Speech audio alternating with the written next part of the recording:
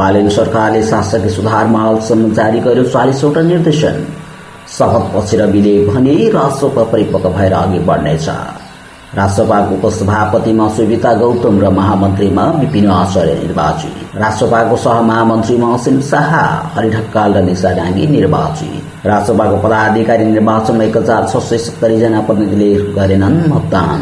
सरकारले अव्यवस्थित ढंगमै छाडे फेरि पुरानै ठाउँमा छाप्रो फाल्ने सुकुम्बासीहरूको चेतावनी। प्रतिनिधि सभाको बैठक आइतबार बस्ने। कांग्रेस महामन्त्री घिमिरे र शेखर कोइराला बीच भेटवार्ता। विराटनगरमा राजनीतिक सरगर्मी।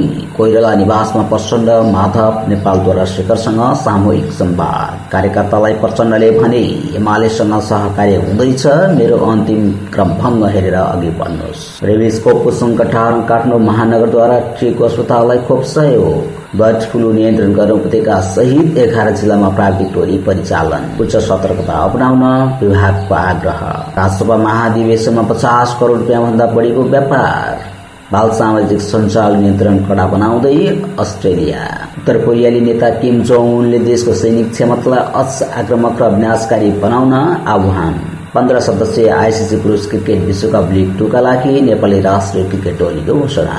जापान र स्विडेन नकआउट चरणमा प्रवेश। अस्ट्रेलिया समूहको विजेता बन्दै नकआउट चरणमा प्रवेश। अन्तिम खेलमा टर्कीसँग अमेरिका पराजित। अघिल्ला 2 जितले बन्यो समूह डीको विजेता।